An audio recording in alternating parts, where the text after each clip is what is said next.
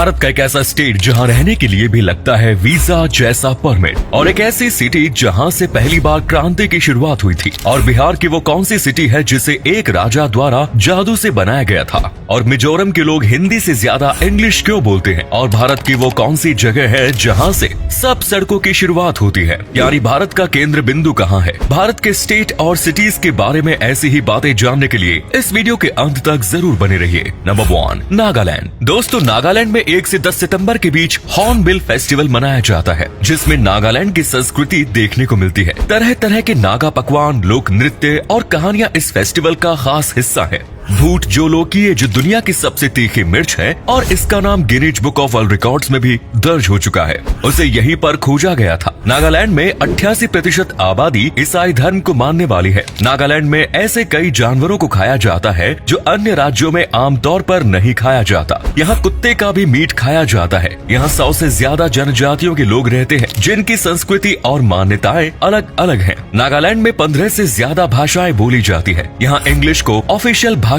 माना जाता है। नागालैंड में रहने के लिए आपको सरकार से इनर लाइन परमिट लेना पड़ता है। किसी भी बाहरी व्यक्ति को यहाँ की प्रॉपर्टी खरीदने की इजाजत नहीं है। आप यहाँ स्थायी रूप से नहीं रह सकते।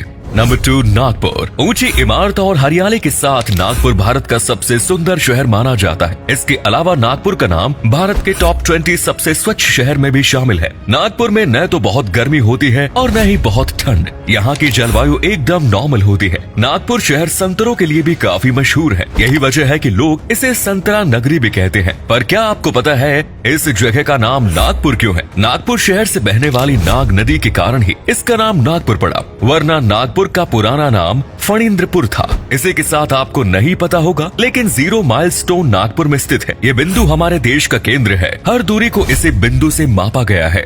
गुजरात की हीरा नगरी सूरत आज देश ही नहीं दुनिया भर में फेमस है। सूरत को लोग कपड़े और डायमंड की फैक्ट्री के लिए जानते हैं। यहाँ जितने बेहतरीन कपड़े की साड़ी और शर्ट मिलते हैं, बिल्कुल उसी तरह यहाँ पर डायमंड भी बहुत ज्यादा कमाल के और प्रिजाइल कट वाले मिलते हैं। विश्व में 10 हीरे में से 8 हीरे की पॉलिशिंग यहाँ होती है। और भारत की जेम्स एंड ज्वेलरी की कुल 80,000 करोड़ रुपए की आय में से 80% हिस्सा सूरत शहर का होता है। सूरत में डायमंड कटिंग और पॉलिशिंग बिजनेस में टोटल 7 लाख कामगार कार्यरत हैं, जिसमें से ज्यादातर युवा है। सूरत में लोग खाने के लिए भी बहुत ज्यादा शौकीन है, और इसीलिए सूरत में आपको कई प्रकार के और कई तरह के स्ट्रीट फूड दिख जाएंगे, जो कि लोग दबा कर खाते हैं। इसीलिए अगर कभी सूरत जाओ तो वहाँ के पकवान को जरूर चखना।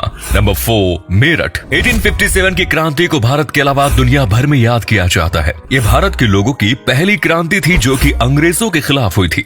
ये क्रांति लगभग 1 साल तक चली थी, और ये क्रांति कहीं और नहीं बल्कि मेरठ में हुई थी। यहीं से भारत को आजाद करने की गुहार शुरू हुई। दिल्ली से महज 72 किलोमीटर की दूरी पर मेरठ शहर स्थित है। ये शहर गंगा और यमुना नदी के बीच में बसा हुआ है। मेरठ शहर प्राचीन और पौराणिक है। इस शहर को रावण का ससुराल भी कहा जाता है। मेरठ क्रिकेट बैट्स के लिए भी पूरी दुनिया में फेमस है। यहाँ के बैट्स बेहद उम्दा माने जाते हैं। भारतीय क्रिकेट में कई ऐसे खिलाड़ी हैं जो कि मेरठ में बने बैट से खेलना पसंद करते हैं। इन खिलाड़ियों में महेंद्र सिंह धोनी, वीरेंद्र सहवाग, सचिन तेंदुलकर जैसे अन्य खिलाड़ी शामिल हैं। Next is Pune. महाराष्ट्र में अगर मुंबई के बाद कहीं पर घूमने का विचार आता है तो वो है आमची पुणे। पुणे भारत का 7वां सबसे बड़ा शहर है। पुणे शहर वास्तव में एक गिरगिट की तरह है। ये एक दिन से दूसरे दिन रंग बदलता है। यहाँ पर आपको कल्चर और विचारों का अद्भुत मिश्रण देखने को मिलेगा। पुणे को महाराष्ट्र की सांस्कृतिक राजधानी कहकर भी बुलाया जाता है। पुणे की मराठी को मराठी भाषा का स्टैंडर्ड माना जाता है। आज लोगों के लिए ये एक बेहतरीन पिकनिक स्पॉट बन चुका है। इसी के साथ ये एजुकेशन हब भी बन चुका है। मेडिकल से लेकर इंजीनियरिंग फील्ड के बड़े से बड़े कॉलेज यहाँ पर स्थित हैं, और बच्चे यहाँ के कॉलेज में पढ़ने के लिए बहुत मेहनत करते हैं। और पुणे के वड़ा पाव और मिसाद पाव की तो क्या ही बात करनी। आप यहाँ जाओ तो इन 2 चीजों को जरूर चखना। नंबर 6, बरेली।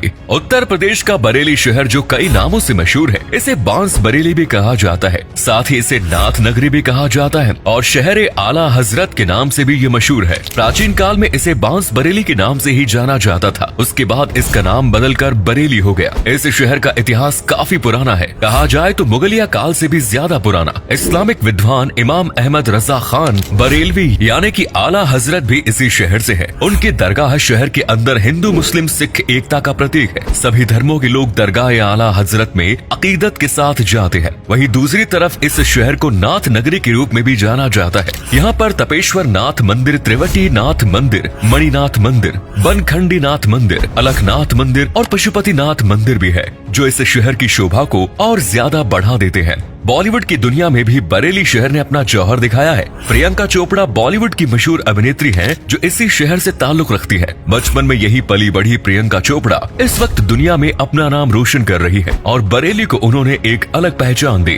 नंबर 7, मिजोरम। मिजोरम राज्य का नाम इस राज्य के मूल निवासी मिजो के नाम पर रखा गया है, जो कि राज्य में मौजूद कुछ खास जनजातियों की विशाल जनसंख्या का समूह है। मिजोरम को 1954 तक लुशाई पर्वतीय जिले के नाम से जाना जाता था। मिजोरम को सॉन्ग बर्ड ऑफ इंडिया के नाम से भी जाना जाता है। यहाँ के ज्यादातर लोग ईसाई धर्म को मानते हैं, जिसका कारण 1895 के दौर में अनेकों ईसाई मिशनरी का यहाँ आकर बसना है। मिजोरम राज्य की मुख्य भाषा मिजो है, पर ईसाई धर्म के कारण यहाँ के लोग अंग्रेजी भाषा का भी प्रयोग अपनी बोलचाल में खूब करते हैं और ये भारत के सबसे ज्यादा पढ़े लिखे स्टेट में से एक है। मिजोरम राज्य का प्रमुख त्योहार चापचार कूट है, जिसे वसंत महोत्सव के रूप में भी जाना जाता है और ये हर वर्ष मार्च के माह में झूम खेती के मेहनत भरे कठिन कार्य खत्म होने के बाद धूमधाम से मनाया जाता है और इस त्योहार में लोगों को ऐसा लगता है जैसे कि अब उनकी सारी टेंशन खत्म हो गई है। नंबर 8, पटना। पटना की स्थापना 490 ईसा पूर्व मगध के राजा ने की। प्राचीन समय में पटना को पाटलिपुत्र के नाम से भी जाना जाता था। कहा जाता है कि पुटराका राजा ने इस शहर को अपनी पत्नी पटाली के लिए जादू से तब बनाया था, जब रानी ने पुत्र को जन्म दिया। इसी से इसका नाम पटाली पुत्र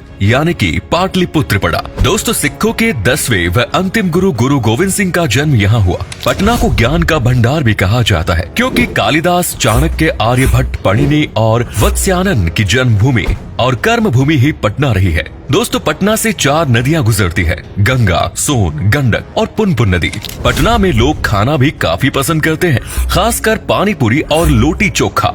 ये चीजें और बिहार के कुछ स्ट्रीट फूड स्टॉल्स के लिट्टी चोखा का स्वाद विदेशों तक फैल गया है। विदेशी पर्यटकों को ये काफी अच्छा और नया लगता है। तो दोस्तों, यही था आज का हमारा ये वीडियो। उम्मीद करते हैं आपको पसंद आया होगा और इन सारे स्टेट और सिटी के बारे में आज आपको कुछ नया जानने को मिला होगा। तो ऐसे ही और भी ज्यादा अद्भुत वीडियो देखने के लिए इस पेज को फॉलो करें। धन्यवाद।